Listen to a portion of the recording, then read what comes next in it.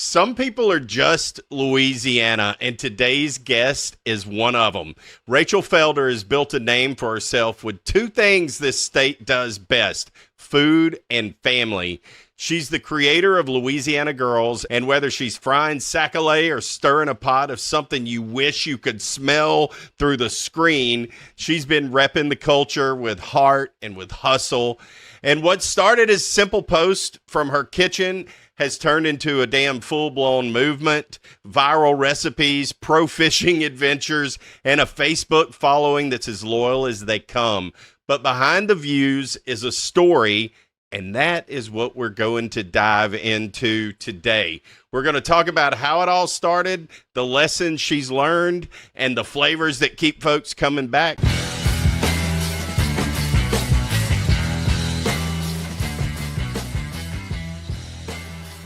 Rachel, welcome to Tigs Bits. Hello.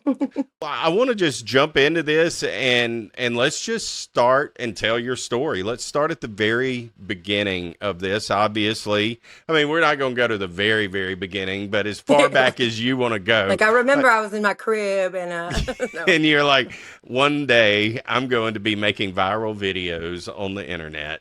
That's exactly what you were thinking in that crib. No, I want to go back to your childhood, though, just briefly. What kind of kitchen did you grow up in? Was it loud? Was it full of people? My mama's going to be mad at me. My mama's going to be mad at me. My mama Tell the can truth. Cook. I am telling the truth.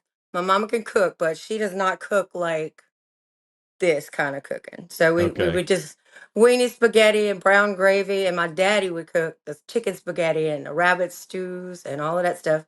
My daddy's family is from Bayou Pigeon, so he grew up doing all of that stuff. My mama is not a bad cook, but she's not. So like it's so simple and it's just the same thing all the time. I love my mama's cooking though. Like, it's nostalgic, but she's no. She Not just like well, this. look, I can relate to that. My mom and dad, I never learned how to cook kind of the way that I've learned to cook. I've learned how to cook from folks like you and all of our other friends and like that's by living in South Louisiana for a long time, because I'm from Toledo Bend, and in North Louisiana, you know, we had those North Louisiana foods, and they're great. They're nostalgic. I think that's a good. I think that's a good term. I think I know what you mean, and I'm reading in between the lines of it. In other words, they're bland. Okay. Well, my mama does not like any kind of spice. Like, every time we cook, we have to take all of it off, and I don't know why. Like, she's born and raised here. I don't know what it is, but we can cut it down, and then she's still like, this is just too high. I don't know. My mom and my dad's not as bad, but my mom is the same way. They just use salt and pepper, and they don't use a lot of pepper. Right. It's mainly salt, a lot of salt. She uses Tony's and like box jambalaya. Like, I'm like, oh God, horrible. It's not horrible, but it's like, okay. Right. She gets, you know. So you got that influence more from your dad and all of that. That's kind of where I was going with it. It's like, where did you get that passion to cook like you do? You know, a lot of it came actually later, much later, because I always liked to cook, but I never had the chance a lot. Like, when I was younger, I was a nurse. I worked double shifts. My kids ate cereal and sandwiches. Like, there was hamburger helper if we were lucky, but I love to cook. I love to watch all the cooking. And then when me and Brad met, which was almost 8 years ago, he loves to cook so much that he wanted to do it, and we started doing it together. So that's when it really came about. Like, I want to cook, all the time. That's not when the videos and stuff came about, but we did that. Even in hotels, working out of state, we would just get a suite. We'd stay in hotels for months, working or get apartments. And if we had a hotel, we'd get a suite that had something in there, like a little kitchen burner, or something, so we could cook. So extended really stay Americas always are good for that. I think we might have stayed in one of those, Candlewood or something like that. Candlewood, I think, has some usually. Yeah, I've stayed in sometimes even in insurance sales. I'm on the road for a week. Well, instead of eating out every night somewhere, it's like I need something to cook a little something. We were too tired, so we still ate out a lot. But I think we stayed in one Candlewood for like 4 months. No, Lord. It gets it gets a It gets little, old. Oh, hell yeah, it does. It gets very yeah, old living in a hotel. It's it fun does. at first, and then it's like, I gotta go The to the money third was floor fun. again. Yeah, the The money's money always fun. That's right. is fun. Yeah, Not and the rest of it. the characters that you run into in those places, you Oh, can that's run an into some understatement. characters. That's an understatement. So when did you realize that you were good at cooking? That this is something that you were good at, and this is kind of just a part of who you are. I mean, I guess I hate to answer that like that because I always loved to cook and I thought I was okay at cooking, but a lot of things long ago were like speed cooking, like trying to, like Just- jar spaghetti sauce and trying to do things the fastest way possible because of work schedule and stuff. So all of it really has happened since Brad came around. Yeah. Um, because he actually, I had some real bad luck with men in the past. He's actually one of the first that like he works for me. He allows me the time to do my own thing. Like I have somebody there that's I'm not doing everything. He's doing Right. at least half of it all the time. So that makes a big difference and I had time to do what I Well, want to do. let's talk about Mr. Brad for a minute. How did you guys meet? He's gonna watch How this. did Oh, well, yes, he is going to I don't watch want his head this. to blow. Now that's between y'all. Hey, but how did y'all meet? How did that happen? So like to fish a lot. We sac-a-lay fish, both of us, I guess. And Louisiana Fishing Report on Facebook, like, was a page we both follow. I swear, I'm not. This is not Hey, a. look, This is a true story. I'm not laughing. I'm just my whole name comes from a message board. I'm Tigs because of a message board, so I get message boards. I get it. Well, he was talking about fishing. I was talking about fishing. In the comments, we started a conversation about where we like to fish, and I was looking for friends with boats. I was not looking for a husband. You know what I'm saying? Yeah, I don't know for what happened, sure. but I was looking for friends with boats. And anyway, I just told him like this is where I fish, and he's like, "Well, yeah, that's all the places I fish." I said, "Well, come pick me up." And we didn't even click like that. We went fishing 2 or 3 times. He's like, "Well, you fish better than the men I go fishing with." I'm like, "Good, well, keep taking me." And Yeah. so after like 3 or 4 times of fishing, one day he's just like, "You want to hang out like when we're not fishing?" I was like, "All right." And then Yeah. I mean, we weren't even, I don't even think we were each other's type. Like he told his mama he would never date somebody with a tattoos, especially this one. Like we were not each other's type. I don't know what happened. And then like we started off with fishing and we literally got married in sac and beer shirts, t-shirts in my Nice. living room. So Beautiful. That's yeah, awesome. Well, I look, I mean, mean, it's a marriage bonded by fishing. I think Tiggy approved number yeah, one. Yeah. I mean, I thought it was pretty funny, but you you learn a lot about somebody by the way they fish, and that you really do. I that's mean, true. So you learn he's how their attitude is. You learn how their persistence, their perseverance, their temperament. You learn everything about a human being by watching them fish. that on a serious note that, and then on a non-serious note, we were both standing on the front of the boat and he rammed on accident into a cypress knee and I almost fell off. And I had really short shorts on and he had to grab way up to be able to catch me. So he tells people that's when he fell in love. So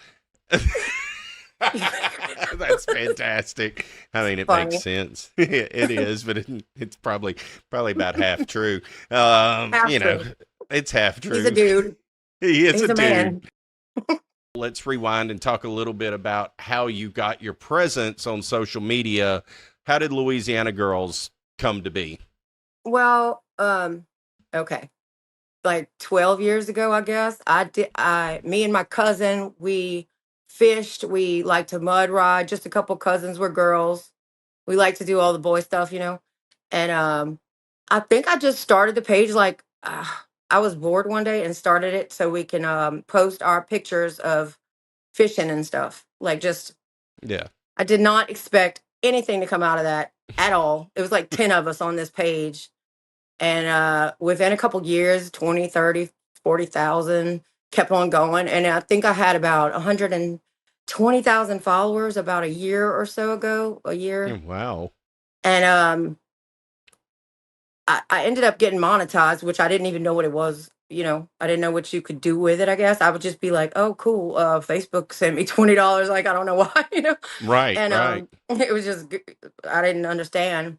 And then I saw some other people that were just basically making a whole living on it, which I'm not at that. I mean, I do good enough, but I saw those people and asked questions, and they're like, you have to do this and do that. And within about a month, my following went from 129,000 to I think 250 of me Wow. putting an effort in, because Yeah.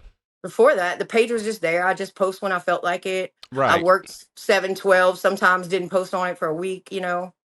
Um, and so I just kind of I realized you could do stuff like that online.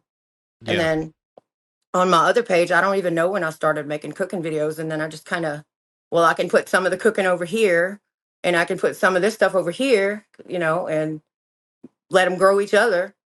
Right. Here we are. I don't know. People ask me all the time, how'd you do that? I have no clue. No clue. You just did it. Yeah, you Yes. created I mean, I think Thanks. that you accidentally did it is what it sounds like. You were just having a place for y'all to interact Yeah, and it's accidentally, and refuse to pay for interactions and stuff to will always grow organically, like. yeah, 100%. And Yeah, that's I'm the exactly same. what I did. I just accident. People expect me to give them some kind of knowledge, and I'm like, There's one thing that is consistent in everyone's story and it is that word consistent. yeah, just be consistent and be yourself. And be yourself. I And don't I I hold back a lot. I probably should let it loose a little bit more just because I'm like, I don't need to make more than 3 or 4 posts today. Just because but I have no reasoning behind this. I have I none. don't either, but I kind of think like that sometimes. Like Is it I like don't want to, intuition or something? maybe it is. I'm like, I don't want, is this really good enough for somebody to stop and see? I've already posted like my best thing Oh, today that I've got, do I want to no, but you gotta just post it anyway when it comes just to post that. it? I screw up videos. You'll hear me just screw up in them, and I just post them anyway. I'll tell people this this recipe didn't come out like I planned, but I told you I was gonna post it. Here it is. Maybe they learn something from it. I mean, yeah, if I mess up in my videos too, you got to be yourself. Like, I'll just catch myself saying a word wrong and just blah, blah, blah, blah, just let it go. Look, yeah, I'm like, if anybody really wants to see how I am, just watch this podcast. Watch the long form content, not the little short clips that I try to put out there so you can keep everybody's attention and they actually know a little bit about who's the guest or what we're talking about. It's the Yeah, only, I mean, long form, it's tough in the long form context to get yeah, people it is. to watch an hour long show. And I That's get why that YouTube totally. is hard. YouTube is really hard for that. YouTube is hard, but you finally got monetized over there here recently too, didn't Um, you? there's levels to it, so I guess I'm monetized for some super reactions Super or something that chats. Yeah, you can get I don't super know nothing chats. about that. I'm like 700 hours short of where you get paid for engagement and stuff like that. Right. Whatever the next level is. So that's what I really worry about. But yeah, it did monetize, but I hadn't got a dime off of that. I don't know what it is. I now see why you pick a platform really to kind of focus on. I've got to focus on Facebook. What is your focus? Facebook. Just it does it like I make enough to justify staying home to keep trying. But like on TikTok and all of that, it's like it's just getting worse every day, and people are complaining about nothing's getting pushed out right. And I'll post 30 videos a month and make $40. It's like that's not even worth all the time and effort and money you put into making videos and food, all the food money. I just posted Right. there basically because I'm already posting it everywhere else. Because if it was just Right. that, Right. I'd have gave up on it completely. And maybe Yeah. it's just me. Maybe it's just me. Some people make a lot over there, but Well, how does monetization work on TikTok? Do you have to have 10,000 followers first? yeah, yeah. I might ought It to used to be push. different. I have like 8,900. Like I might ought to make a little push over there. I mean, if you're posting stuff anyway to every other platform, you Yeah. never know what's going to go viral Nope. where. Nope. So I posted something on Facebook and it just flopped, and over on TikTok it went crazy viral and I made $700. Like I almost didn't post it.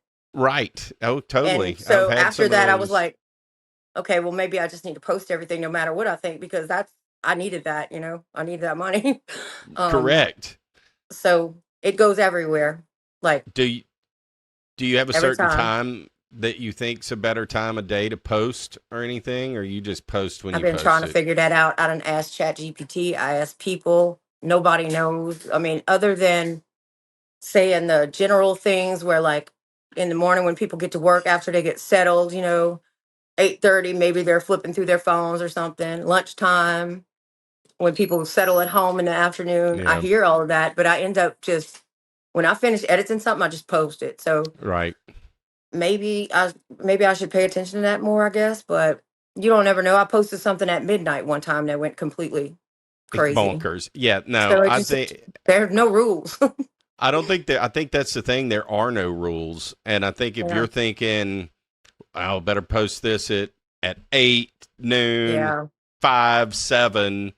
I think I'm You're thinking too probably hard. you're probably already overthinking it. Yep. Yeah. And I think I've been overthinking my social media strategy for like 3 years, I'm real pretty laid back in much. my strategy. I'm just going you seeing what I'm doing in my house and you posting it when it's done. What would you say is the hardest part of turning this into a business? The hardest part of getting monetized? Oh, it's all kind of hard. Okay, first of all, I have like Amanda's the only person that helps me on that page, the big page. And she's got her own. I had pushed her to do her own, and now I'm like, now I don't have much help. She's busy, which is fine. I don't need it, but I don't like to let other people have access to it a lot. Amanda I just let her out, I trust her or whatever, but I don't like Right. that. So it takes up a lot of time unless you have like a whole team when you have that many followers, I guess. Bunch of Yeah. admins and stuff. So my screen time literally is 14 hours a day. Oh Um, wow. yeah, it's absurd. But it's either editing, um, doing research, chat GPT stuff, going through comments, like answering people. You got to respond to people. Yeah. But the hardest thing is that and just the amount of time it takes. I'm cooking at the same time I'm recording. So something I was cooking that would have took an hour or two takes 3 or 4 hours. You know what I Yeah. mean? Especially Exactly. because my house is little. It's tiny. I have a little bitty kitchen. I have to constantly rearrange things. So I guess it depends on the hardest thing would depend on your environment and like how much help you have, I guess. But to me, all of it's hard because I don't have that much space and, and help. Just making do. You're doing the best you can with what you got to work with. Yeah. There's nothing wrong with that. People There's think a nothing. lot of times it's just instant though, and it's not going to be instant. No. There's people we're friends with that are just way better off when it comes to all that stuff than I am. And, it, I'm not there yet, but all I can tell you is what I'm doing, which I don't know what Right. I'm doing. Exactly. Which is what everybody wants to hear. Everybody wants to. You're Yeah. doing something right. That's obvious Something. for sure. Trying. If you push it, push it, push and try, you can't do wrong if you're busting your ass trying. What's something that you wish you would have known before all of this? You're going to need to have some very thick skin. Yeah. You have never been insulted and talked down to and talked to like a piece of by every know-it-all on the planet until you put yourself out there, and especially if something goes viral, which is like, oh good, it's going viral, and then okay, here we go. It's Yeah. like, yeah, I didn't know that in the beginning. You don't ask those kind of questions. You might see some of it flipping around line or whatever. But you don't think about it until it's just like the first 2 or 3 times that some things did that. Um, First you want to snap back at people, because they would not say this kind of stuff to your face. Like I'm not. No, not at all. It would be a very bad idea, but they wouldn't do it. Um, They would not do it. And so after the first couple times though, I got real depressed after it was like 3 or 4 days of nonstop. And it was because it was viral. I mean, it was 3 or 4 days of just nonstop. And Brad came home one day and was like, "Are you okay? Like, what is wrong with you?" I'm just sitting there zoned out, just exhausted from dealing with it. And I don't think enough people think about that because you're gonna have to deal with it. Like eventually you learn to ignore it. But a lot of people don't Well, know that. so what do you say to these assholes who come into our comments and want to talk about how ugly we are, or this or that, and all of You want this? to know Like, what I say to them or what I say in my head to them? what do you say in your head? I mean, like, get yourself on here and put yourself out there and spend all this time and you do it and see how easy it is. And that, like, maybe be a little bit nicer to people. Like, we don't have to be perfect. We're just putting stuff out there, you know. But what I say is, okay. Like, What's the video that has caused the most, has given you the most heat? probably the Boudin king cake. Like, it just went viral for whatever reason. I'm not the first person to ever make a Boudin king cake, but it went viral everywhere. And it was just like, I mean, people were insulting me from I didn't cut the exact center of the crescent rolls, like the circle was off, like just, you don't know how to cook. Just, it was days and days and days and days of this shit. Like, Yeah. it's like, oh my God. I don't know why it was that. And other than that, it's been a couple of little divisive issues, which I didn't think were divisive, you know, at the time. Like I was posting it as a news story type of thing, like say when Nottoway burned down or whatever. Right. You're right. like being, oh, this is happening right now, and then people are just, I Hey, just turned that whole thing off. Yes, it got very racially Very divided, quick, intense, for very no quick. reason. Like, Like, yeah, it just, whatever. you'll get called everything in the under the book for stuff like that. So I just ended up, not that I don't want to hear everybody's opinions or anything, or if they want to talk normal, go ahead and talk. But at a certain point, it gets detrimental to your page. Like if people start reporting all these comments and reporting your posts and stuff like that. So that's the reason to turn off comments if it happens. And then people are like, oh, you turn off the comments. You know what? I'm like, okay, whatever. But you Yeah. just got to do you and don't worry about what people think about it, because I don't I have think time to that's- explain to you my logic. You know what I mean? Like, you're not doing Right. this 24/7. So you've got the brand, you've got the followers, and you have your kitchen, but what keeps the audience coming back seems to be that food. So let's stir the pot a little bit. How do you decide what recipes you're going to share? I share everything. So I don't know. It's not a decision on like, oh, what am I going to post? Me and Brad are just like, what are you hungry for? You know, like, what do you want to eat? And then that's it. It doesn't matter if it's a salad or a gumbo or whatever. It's just, what are we cooking today? We cook every day. Every day. So it's like, why not post it every day? But we don't. Yeah, every now and then I might be like, oh, I did this 15 times, you know, and start going on Pinterest or something and try to look for ideas of something new just to do it. But if I make a gumbo 4 times a month, you're going to see a video of a gumbo 4 times a month. Like, I'm just posting it. I swear I have no game plan at all. Like, God, none. that gumbo you make is so amazing. Let's talk about that. Like, what would you say? What would you say are your two favorite things that are kind of a Louisiana dish to cook? The couvions, because I love red gravy. Or sauce pecan, whatever you want to call it. There's such a line, like everybody argues over, that's a sauce pecan, no, that's a couvion, no, that's a this, no, that's that, you know.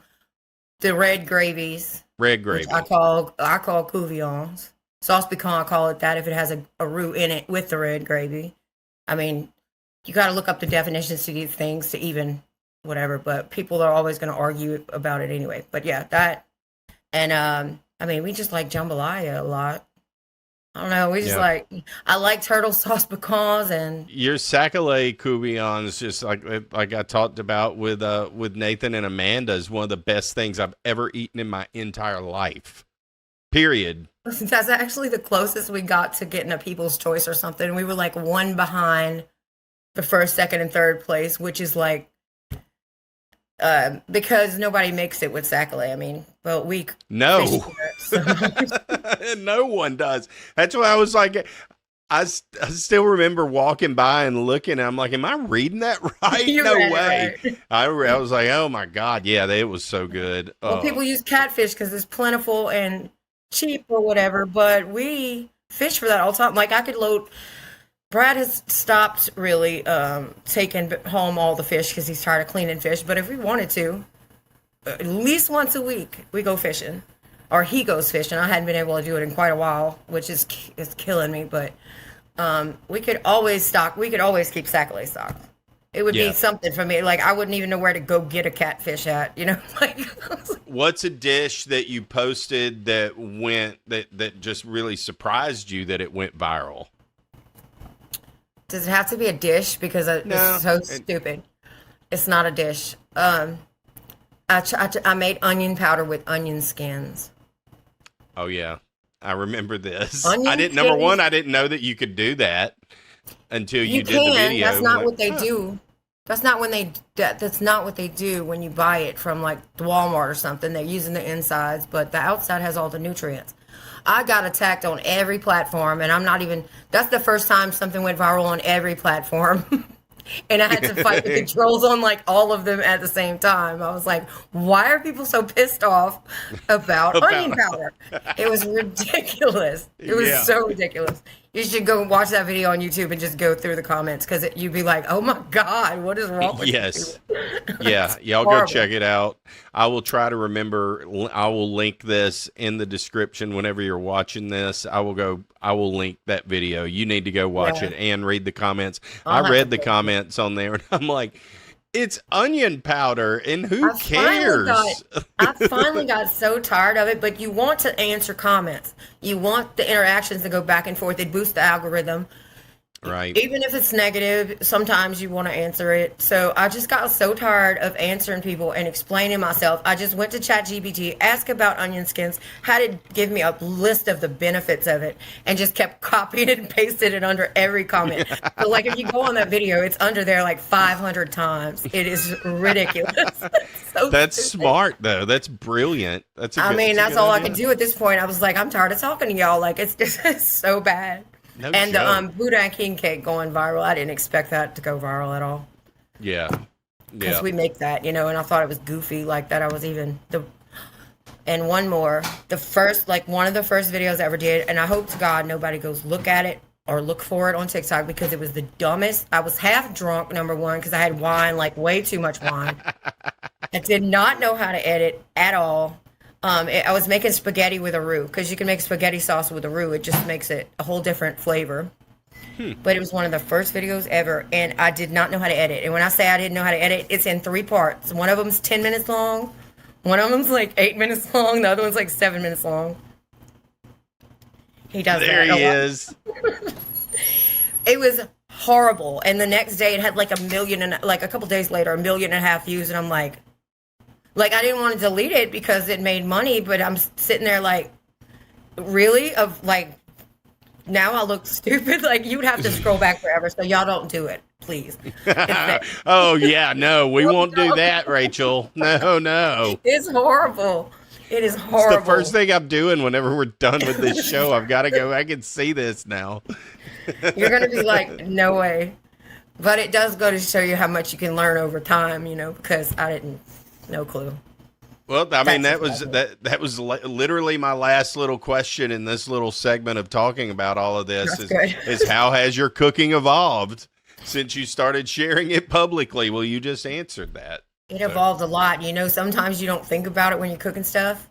Like people taught me, like if they say like I'm learning tips from you, but people teach me stuff with their comments and it's something I don't even think of. Like I'm just cooking, I post a video and they're like, you could do this and you can do that. And I'm like, oh, I could have thought about that before I did the video. It might look stupid, but I learn as much as other people learn. So yeah, and you're going to make another video with the same stuff again, most likely, and you'll do it differently the next time. None of the recipes are the same. I'm trying to write a cookbook, and that's the hardest part. Number one is we don't measure anything, and number two, I don't think I've cooked anything the same ever. So I understand. I'm no joke. Like, I don't think there's one recipe that you can go, that's the exact same as you did before, ever. Yeah. We just measure with our, your little heart, like Brittany Camille says. You just measure with your little whatever heart. makes your little heart happy. I love her. All right, Rachel. Before I let you go, this is my favorite part of the show. Oh, God. You already know it's coming. Yeah. It's Tigs Blitz time. It's time for the rapid fire Louisiana questions. There's no overthinking. Just a quick answer, and I have you. You're going to be happy. I have you nothing but softballs. Oh, well, I don't need. I mean, okay, all right, yeah. Let me not put my foot in my mouth. Go ahead with the softball. Yeah, we're gonna see. We'll see. We'll see if you believe that. All right. Number one, if you have to pick, do you pick etouffee or gumbo? Etouffee. Me. It's butter based. It's richer. It's etouffee all day. I love gumbo though. Don't get me wrong. Right. But an etouffee, you can make chicken etouffee, and it tastes delicious. Like, you can do anything with that butter red sauce. So good. What music is playing in your kitchen whenever you're cooking? All Zydeco, all Balfour Brothers, Jamie Bergeron, all Cajun music. We don't. Every now and then he'll throw in a day where he puts on like Alice in Chains or something, and that weirds me out. I'm like, could you please just put on what we want to listen to? All Cajun music, all Zydeco. We've talked a little bit about this. Who makes the best Boudin king cake in the state of Louisiana? Tim, email, Austin, Dennis, or you? So what kind of question is this? I like the one that I made, but I threw it together. So it's going to have to be one of them probably. But I never tasted Austin's, but he's going to get mad at me. Austin, if you was asking me about barbecue or dip, I would think it would be Austin. But I'm going to have to say it's probably going to be Tim, and I still didn't eat his Boudin cake. But I've done Tim's Boudin recipes, and they're all on point. I'm not mad. I love Austin, but I have to go with Tim on that one. I'm probably going with Tim too. Love you, Austin. And I had Austin's. I filmed him making that. So I love him to death. I really do. But like, when I think of Boudin recipes, my mind goes to Tim. 100%. That's his 100%. thing. 100%. Yeah, and he nails it. I want to make his cornbread. Mad at me. That is nobody's so gonna be mad at you. The Boudin cornbread is so good. I made it a couple of times off of his video, and a bunch of other people made it, and everybody's like, "Oh, that is so good." What's your dream collab? If you could collaborate with any of these cooks that we're in, not anybody, any cook in the world, who would you want to collab with? Okay, I don't know if he'll watch it. I'm gonna get him to watch it though, and it's nobody here around here. Drew cooks. I just love. I don't know if anybody. Okay, I say that because there's a lot of people that I could collab with that I can just call them and go collab. Like, I love Wade Fishes. I would love to do that, but he's a friend and I can do that. That's attainable. So if you're talking about Drew Cook, I love him. And I have spoken to him, but he's in like Las Vegas or something. He's got over 1 million followers on Facebook. He is hilarious. He used to be like a movie producer, so he's real good at editing. Or he used to be in movies or something. All his cooking videos are awesome. He's like this big bearded guy that looks like Gandalf, covered in tattoos, wearing like a flower apron. You know, he's just. I know who you're talking about. I know who you're talking about. I love him. Yeah, I think I would. If I could do, I think I would go with that just because I just love him. Y'all fish a lot. So what's something that y'all always keep in your ice chest? If it's Brad, it'd just be beer. He can't. It's like he can't. It's like he can't go fishing without a beer. I understand. He can't clean fish without a beer. It could be 10 in the morning, and I'm like, "You don't need to drink a beer right now." He's like, "This is my fish cleaning beer." It's part of the ritual. He said it's in Leviticus. Look it up. You have to have one. I was like, "Okay." Very true. For me, though, I just put like little Slim Jims and stuff like that and water because I ain't trying to get dehydrated. No, I think that's super important. It makes us sound old, but whatever. But if you're out there, don't forget the water. I mean, dehydration's no joke. It's happened before. Well, we didn't forget it. We just were stupid. Look, years and years and years ago, that's happened where me and my previous husband who passed away.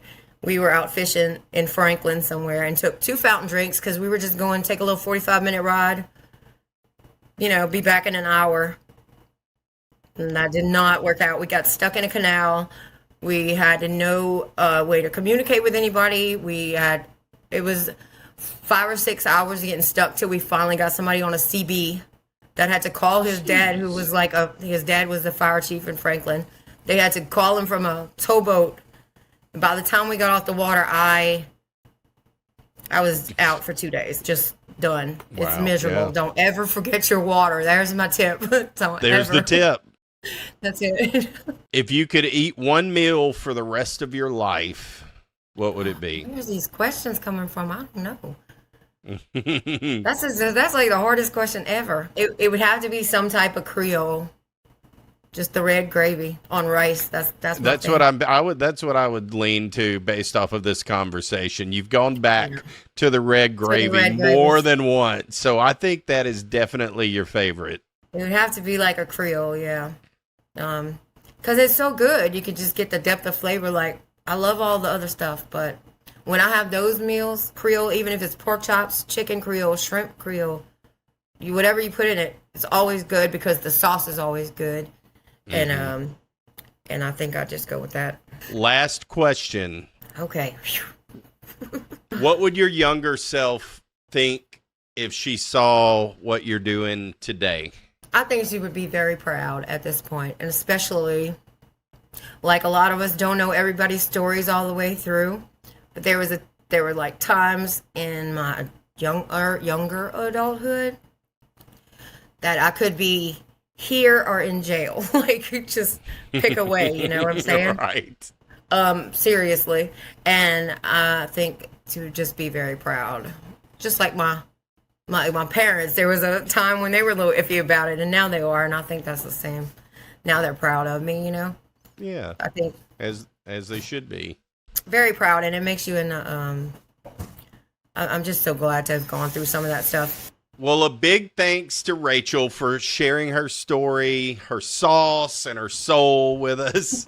Y'all make sure to follow Louisiana Girls. Anywhere else they need to follow you at, Rachel? It's just Rachel Felder on Facebook because to get verified, I had to put my name, and Louisiana Girls on Facebook. And I've tried to line up Louisiana Girls with everything else, like Instagram and TikTok or whatever. So I've tried to put Louisiana Girls on everything else so it's a little less confusing. So basically that's it. Everybody, if y'all enjoyed the show, go follow her on all of her socials. Give us a like, give this a thumbs up wherever it is that you're watching it. Share it, tag a friend, and until then, we'll see you next week.